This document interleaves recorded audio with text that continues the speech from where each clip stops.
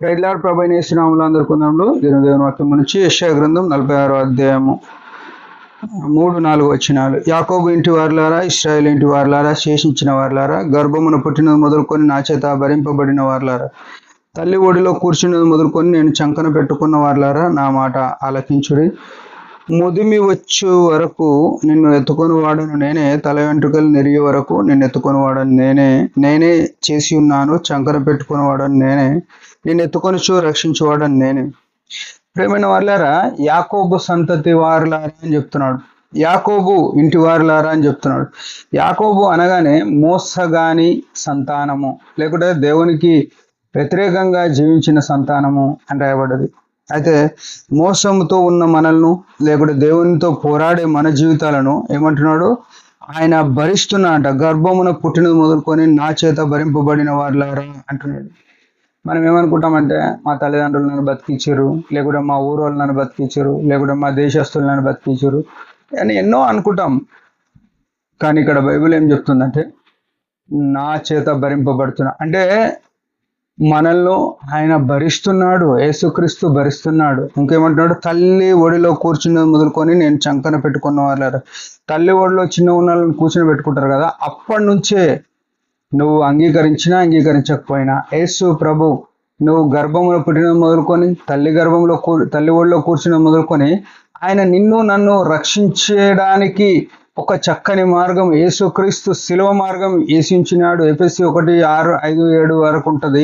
ఏమనంటే జగత్తు పునాదులు వేయబడక ముందే క్రీస్తులో ఏర్పరచుకున్న అని రాయబడిన మాట. అయితే ఆయన మనల్ని ఏర్పరచుకొని ఏమంటున్నాడు? ముదిమి వచ్చే వరకు నేను ఎత్తుకొని వాడని నేనే, తల వెంట్రుకలు నెరి వరకు ఎత్తుకొని వాడని నేనే, నేనే చేసి ఉన్నాను, చంకన పెట్టుకుని వాడని నేనే, నిన్ను ఎత్తుకొని రక్షించేవాడని నేనే. చూడండి, రక్షించువాడు. రక్షణ అనేది యేసుక్రీస్తు యొక్క సిలువను చూపిస్తుంది. ఆయన సిలువ లేకపోతే మానవాళికి రక్షణ అనేది లేనే లేదు. రక్షకుడుగా యేసు ప్రభు ఈ లోకానికి వచ్చినాడు. యేసు అనే మాట రక్షకుడు అని చూపిస్తుంది.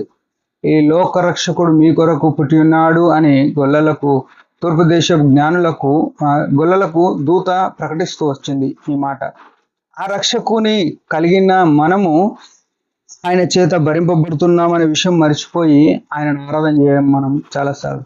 ఆయన మనల్ని చంకన పెట్టుకున్నాడు అనే విషయం మర్చిపోయి మనం విరవిగుతాం. నా బలం చేత, నా సంపాదన చేత, లేకుంటే నా శక్తి చేత, లేకపోతే మా తల్లిదండ్రులు పోషించుట చేత నేను బతుకున్నా, లేకుంటే నేను పోషింపబడ్డా, నేను ఈ పనులన్నీ చేయగలిగినా అని చెప్పుకుంటాం.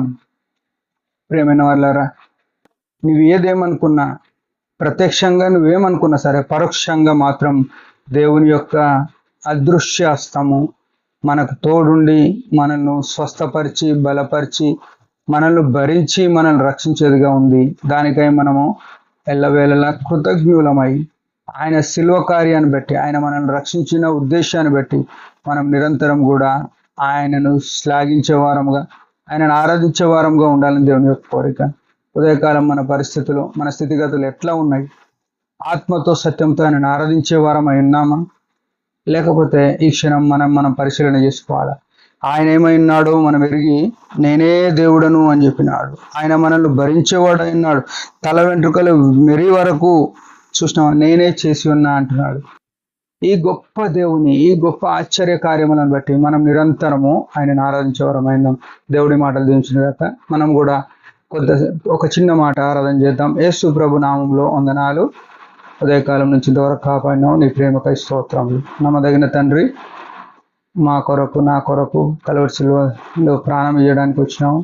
గర్భమున పుట్టినది మొదలుకొని, తల్లి ఒడిలో కూర్చుని మొదలుకొని, లోకములో పాపంలో పడిచెడిన నా బ్రతుకును చూసి సిలువలో చనిపోయి ప్రాణం ఇచ్చి నన్ను భరిస్తూ నన్ను రక్షించిన నీ ప్రేమకై స్తోత్రములు. నువ్వు చేసిన రక్షణ కార్యాన్ని బట్టి ఏమి ఇవ్వలేక నా హృదయంలో కలిగిన కొద్ది స్థితి యేసు ప్రభు పాదముల చేత సమర్పించుకుంటున్నాను తండ్రి. ఆమేన్. బ్రదరి పరిచయం గురించి భారంగా ప్రార్థించారు. Praise the lord.